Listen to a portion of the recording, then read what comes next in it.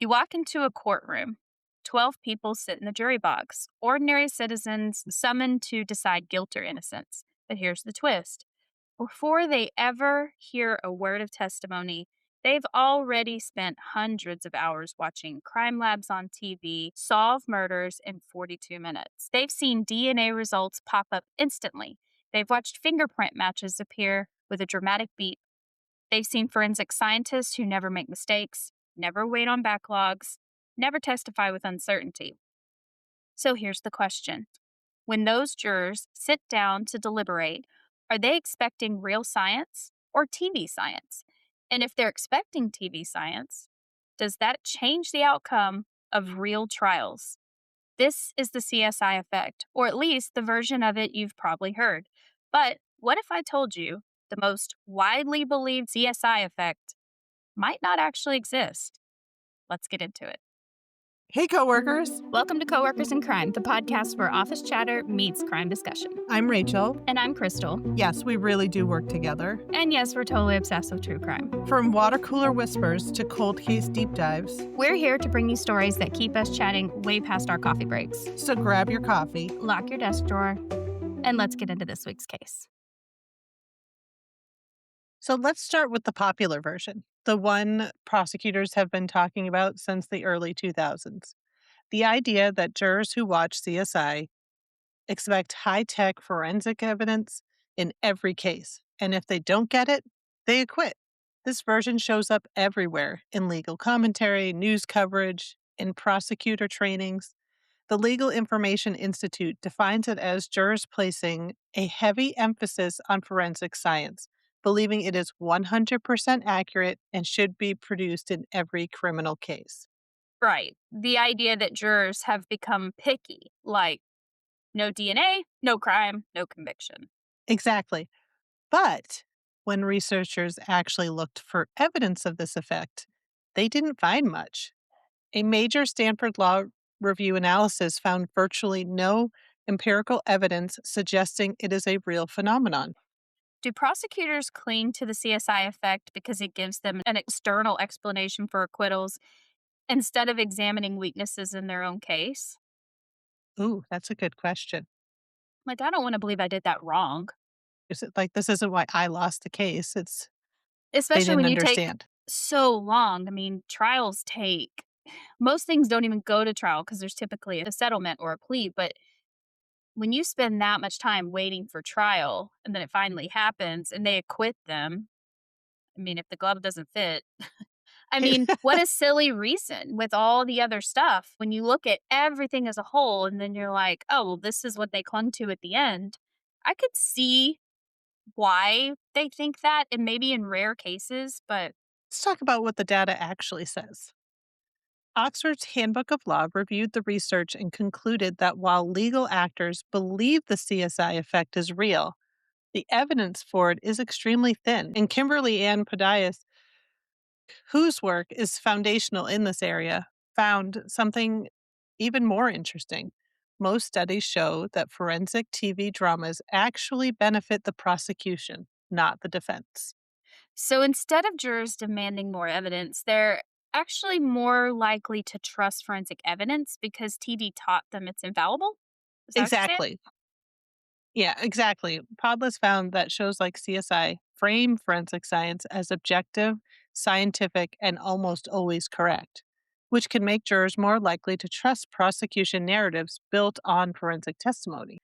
Then there's the Baskin and Summers study, a telephone survey of 1,201 California voters, which found that crime show viewing does shape attitudes towards forensic evidence, but it doesn't necessarily make jurors acquit more often. Instead, it affects their expectations and beliefs about what evidence should look like. So, if jurors are more likely to trust forensic evidence because of TV, does that create a danger of overvaluing flawed or overstated forensic testimony? Yeah, I mean, technology is such a gap. And if you've got two experts going against each other, you're just like, there's so much we don't know that either of these could be right. And then you're just like, okay, dismiss all that. So now I'm just not going to believe this piece of evidence anymore. And now we've gobbled up a piece of evidence that we're not considering anymore by negating the argument, if that makes sense. Because, like, to me, technology is such a black hole. That would be an easy one to say, we don't know what we don't know. And then now I'm like, okay, well, I'm just not going to consider that piece of evidence. So, Right. Or like advances in technology, like what, 20 years ago, cell phone tower data was a very large area. yeah, And now they get it down to the cell tower next to your house or I whatever can the case may see. like. They narrow it down so much more now. And that's got to affect people. Like, Yeah, especially like Apple, like I think that like I can look at Find My and I can see exactly what room my husband's in when I'm not home. Like I'm like, "Oh, is he home yet?" So I'll pick up dinner or whatever and I'm like, "Oh, he's in the room." Like I can see when he's in the room, I can see when he's on the porch. Like it's crazy how well that pinpoints. So I think I would be like, "Well, what did the Apple say?" You know? And then but that doesn't it's not always the case. It depends on the tower service, it depends on the Wi-Fi signal, but I think I would be like, "Well, I don't know, I really trust what it says." Even if it's jumping, it would be like, "Well, prove to me it jumped, not prove to me that that location's wrong." So again, like I think that's overvaluing it. I think we're expecting too much of it at that point or believing too much in it. So the myth is jurors watch CSI, jurors demand DNA, guilty people walk free. But reality is more jurors watch CSI, jurors think forensic science is perfect, therefore, they may trust it too much. exactly. And the Stanford Law Review analysis breaks this down beautifully. They found that the media created multiple versions of the CSI effect, some contradictory, and that the public conversation often treats them all as the same thing. Some versions say jurors acquit more, some say jurors convict more, and some say jurors just expect more evidence. And still, some say jurors misunderstand the evidence. It's a huge mess. Yeah, I'd say. Do you think the CSI effect became more popular because it's a simple explanation for a complicated system, like a narrative shortcut? I mean, because like you said, it's so messy. Let's clean it up. It's a Right, and CSI just to effect. say it's because of TV. Yeah. It's kinda like the video games can make you violent. You know, Well, I think that evolves over time. Like, I do think that people, or especially kids, think I don't know. Like, I I don't mean, know. yeah, I can see where, like, the cases we're watching, for Mhm, instance, all the different ones that we've talked about on, the water cooler whispers, and some of them we're still waiting that they're coming back for DNA matches or DNA still being studied. Well, mhm. we watch shows like CSI or any crime show, and it's like they walk out the lab, they come back in 2 minutes later, and boom, we have a full analysis of Yeah, everything that has been discovered. To me, that's TV. It was written in the script that way, that's how it's supposed to be, and, like, when my husband and I are watching TV and there's something quirky going on, no matter what show we're watching, we're always like, "Oh, well, that's how it was written in the script." So, there's I only don't know, 12 I minutes think left. right, there's only 12, we gotta wrap this up, so, obviously, you can't have a storyline that goes on for 2 years on a TV Yeah. show, like, that doesn't make sense. So, I can see both sides of this, like, where television has created this scenario, but also, I would hope people would remember, wow, that's TV, that's not real life, that's not a real TV show. I mean, it's a real TV show, but it's not, like, a true life TV show kinda thing. So even though the evidence is weak, courts took the CSI effect seriously. Maryland courts, for example, developed a balanced approach, acknowledging the possibility of juror misconceptions without assuming the effect is real. And Oxford's legal review highlights Maryland as a model for handling CSI related concerns without introducing bias. And some prosecutors even started, like, adding CSI instructions to juries, right? Yes, some courts began telling jurors explicitly that real forensic science doesn't look like TV. But here's the kicker: Oxford's review warns that these instructions can actually trigger the CSI effect by planting the idea in the juror's mind.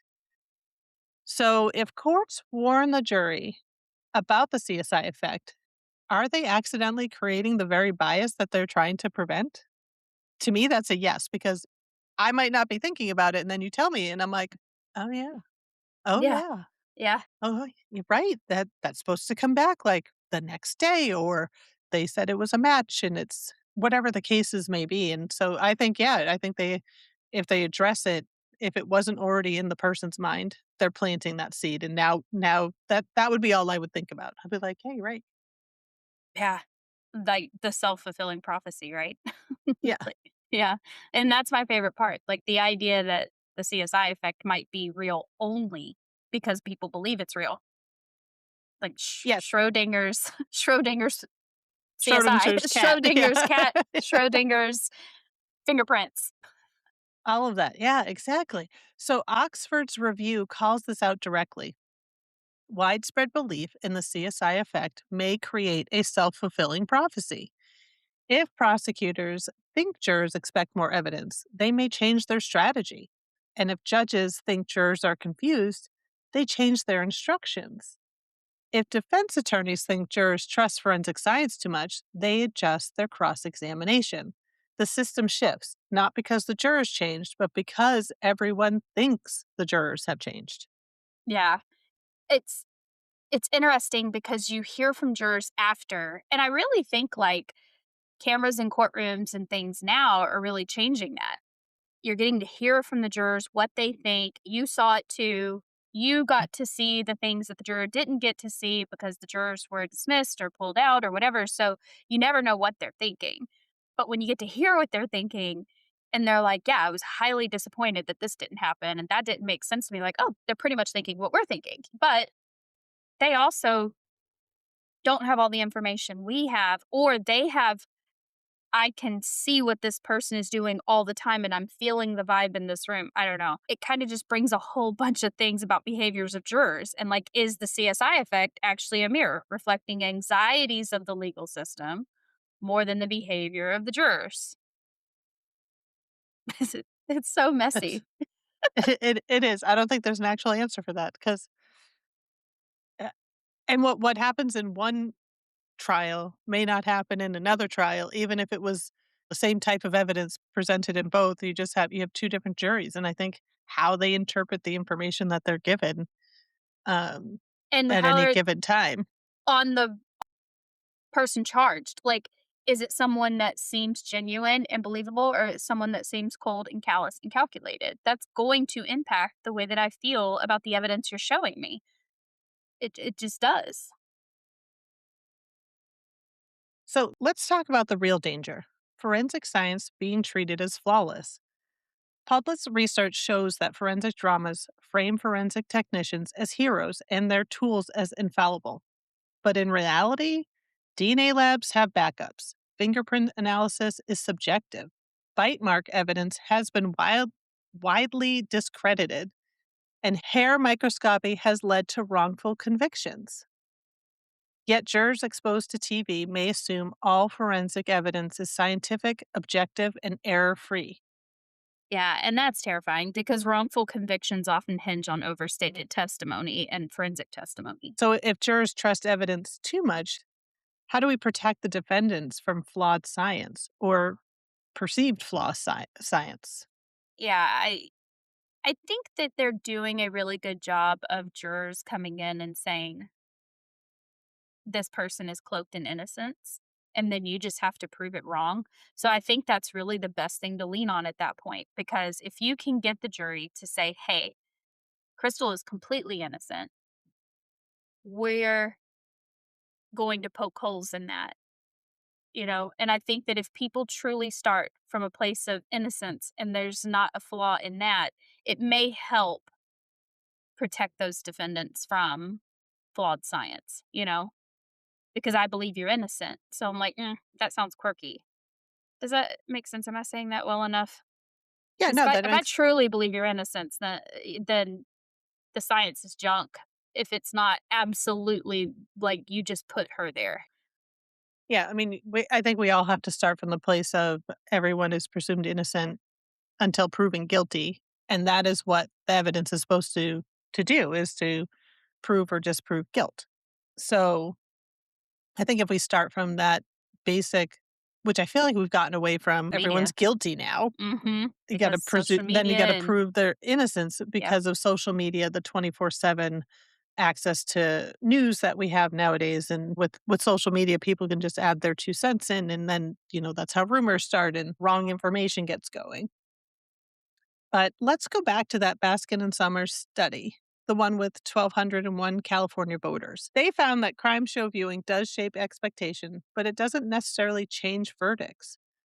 Jurors said they expected forensic evidence in some cases, believe, believe forensic evidence is powerful, are influenced by how TV portrays science, but they didn't say they would automatically acquit without it.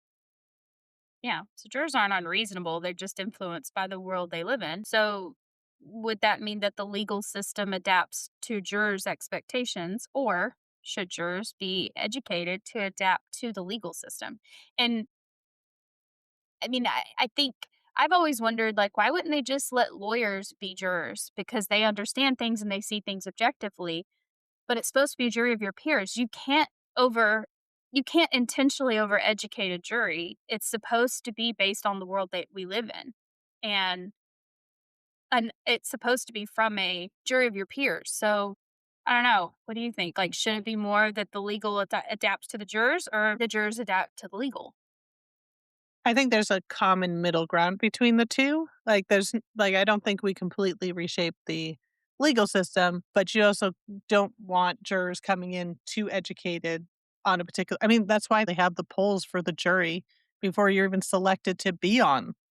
Mhm. They go through the questions, like if it's a domestic abuse case, has that ever happened to you? Have you ever been Yeah. involved? Someone close to you? Like, there's a reason why they don't want, because you don't want that To eliminate emotional piece bias. of it. Yeah, you Right. have to eliminate the bias, but you're not trying to eliminate educated people, or under or over educated. That's really just to, do you have a prejudice against blank?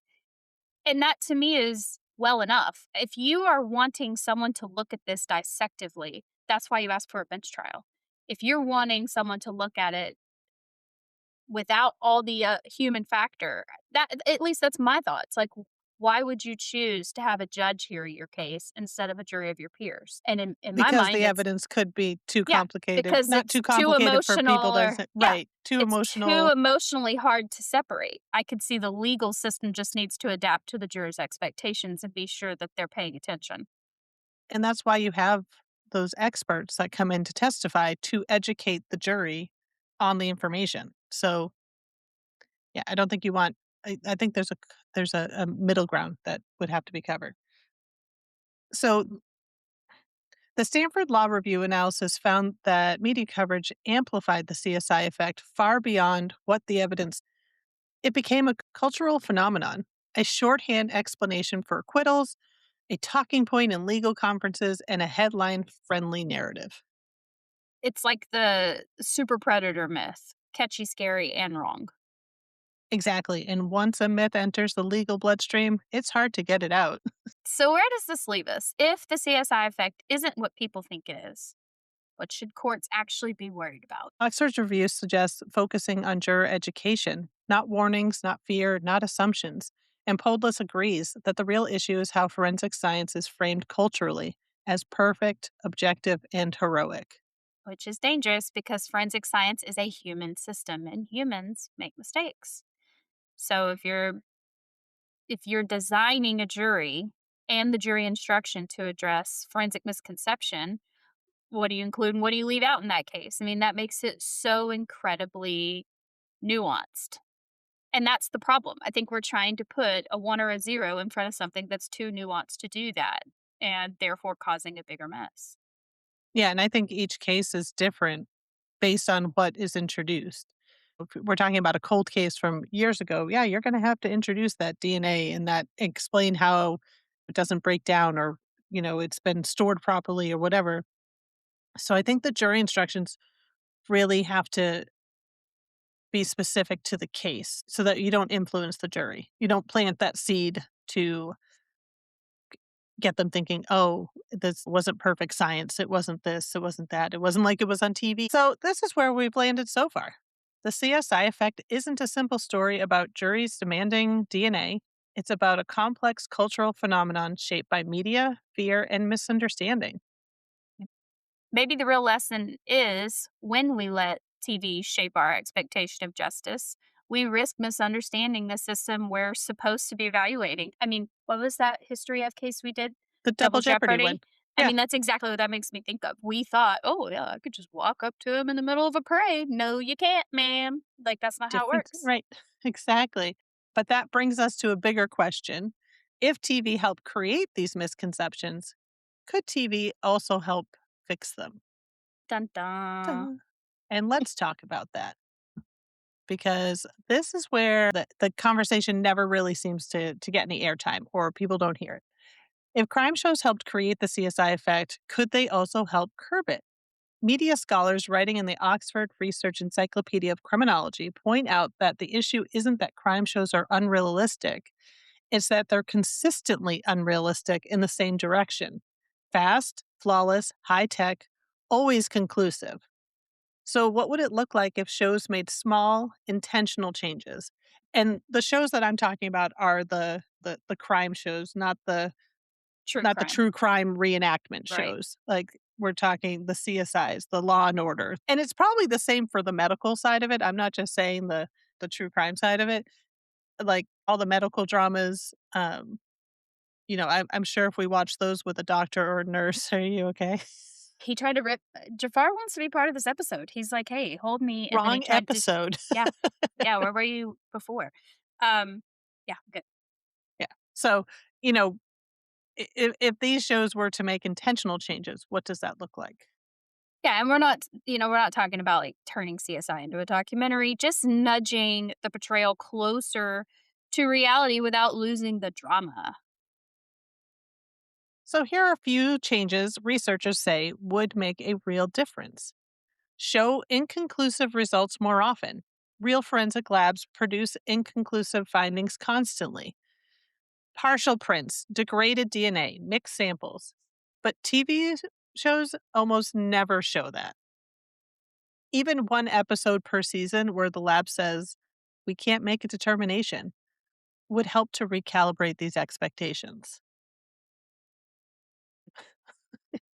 Okay, and then another would be, like, show the weighting, even if it's briefly. The Department of Justice reports DNA turnaround is anywhere between a few weeks to months, depending on the backlog. But on TV, that reality doesn't show, it just appears instantly. So a single line like, we'll have this in a few weeks, would really ground the story in reality. And I think when I first started watching all the the shows, that was one thing that I was like, what do you mean you don't have it right away?" When I switched from watching the fictional shows to the documentaries, I'm like, what do you mean it took months to Yeah. get that back? What are you talking What do you about?" mean, CODIS? Another thing that would be interesting is to show scientists disagreeing. Forensic conclusions often involve interpretation and human judgment. Showing two analysts debating a result would help jurors understand that science isn't a vending machine. You can't put in the evidence and get out the truth. Well said. Yeah.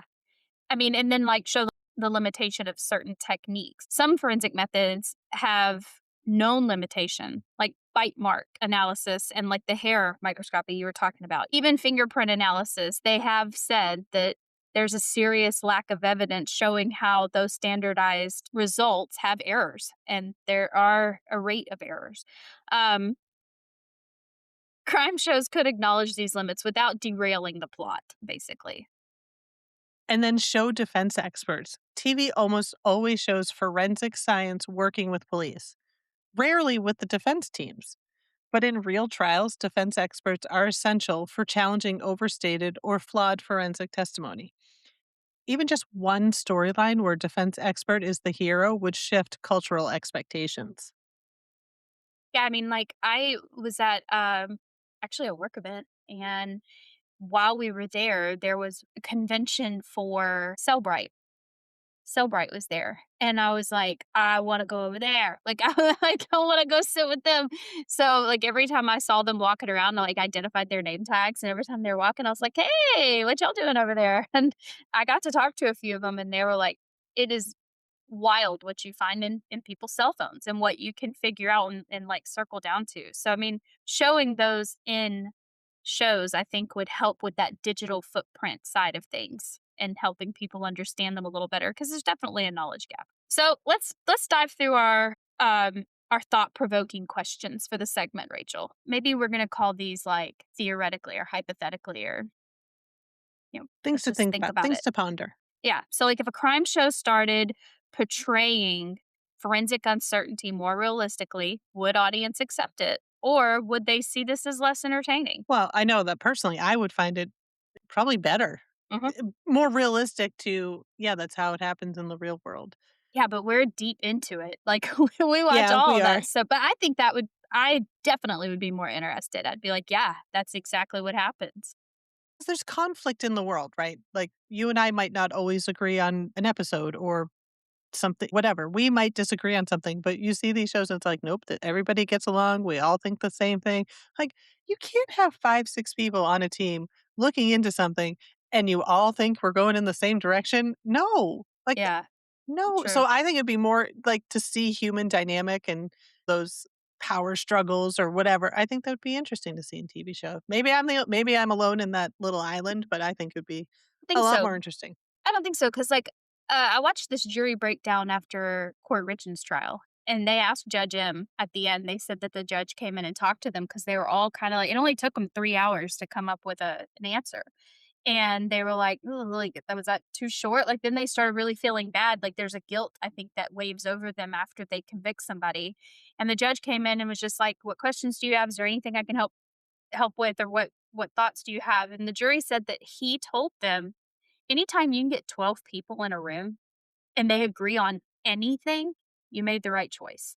Like all 12 of you agreed immediately. So to me, that means all the evidence that they saw, that the fact that they came into a room, they have not been able to talk to each other all this time about what they were hearing and seeing and collecting and formalizing in their head, and now that just came out and we all have the same mentality, maybe we would all agree more than we think, when it comes to this stuff because we are like, please make this easy for me. This is someone's life in my hands because someone else's life is gone. Yeah, help me make the right decision because that's such a burden to carry. So maybe everybody would feel that the more realistic it is, the more that we can accept it and say, okay, this is what I can look forward to if I'm ever on a jury.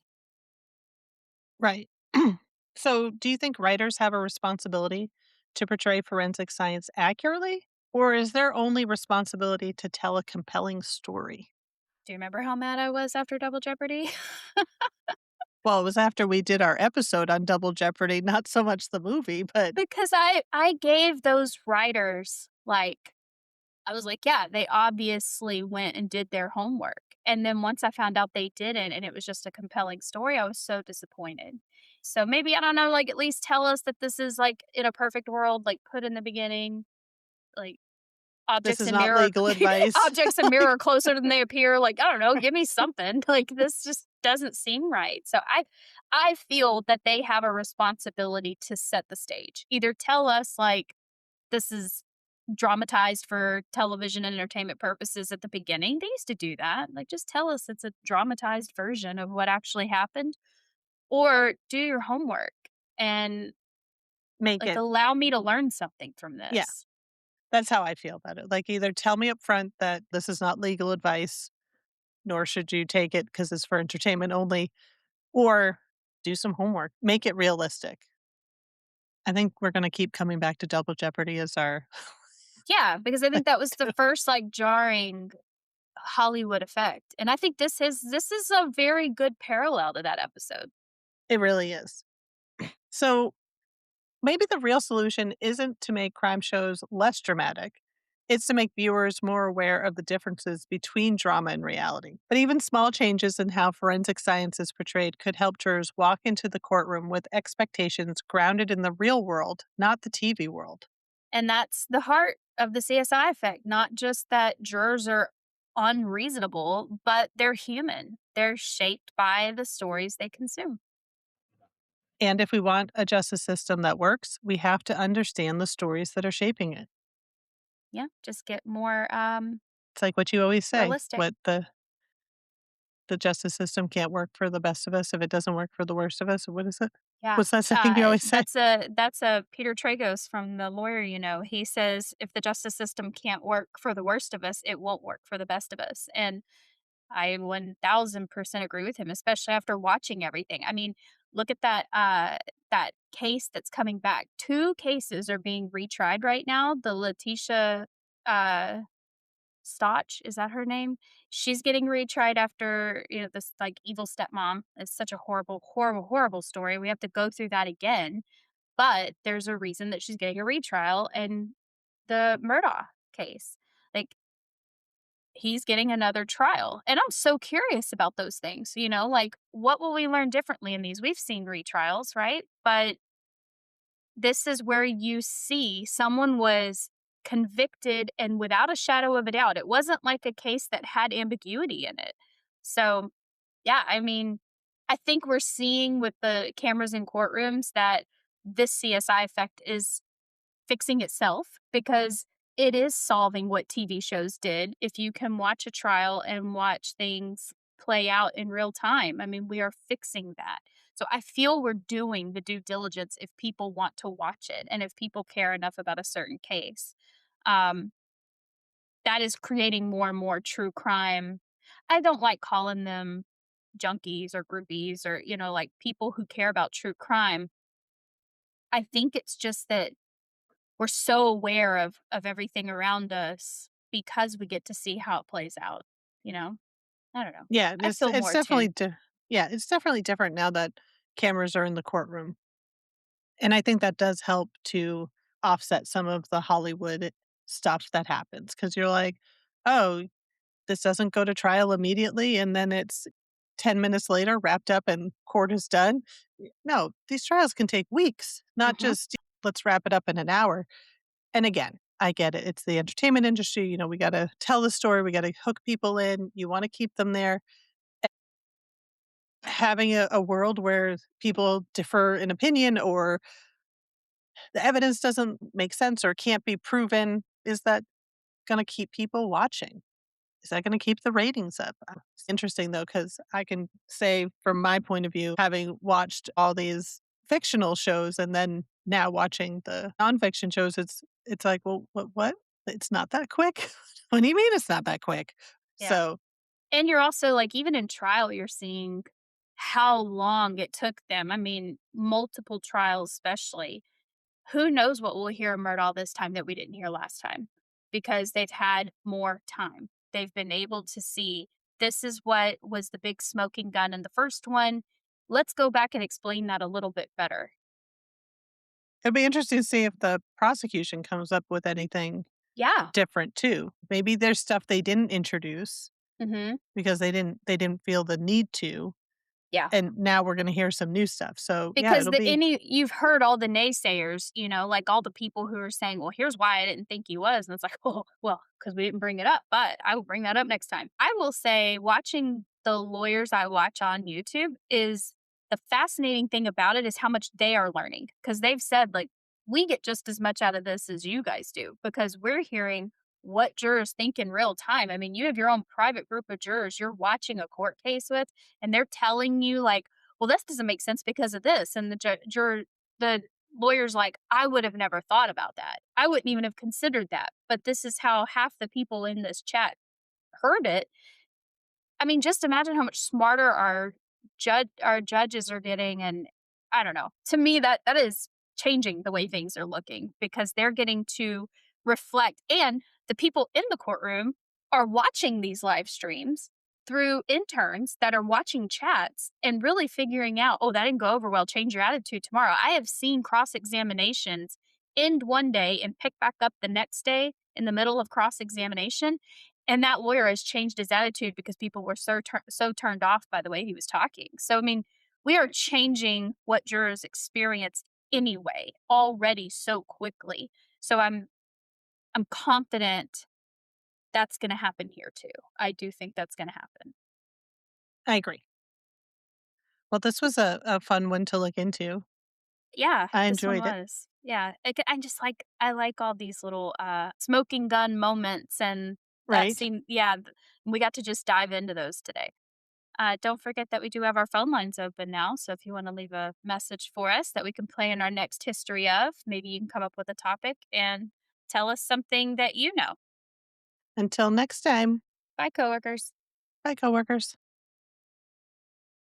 That wraps up this week's episode. Thanks for listening, whether you're at your office, at your home, or somewhere in between. We're glad you're here. Don't forget to subscribe so you never miss an episode. Like what you heard, leave us a review and share it with your coworkers.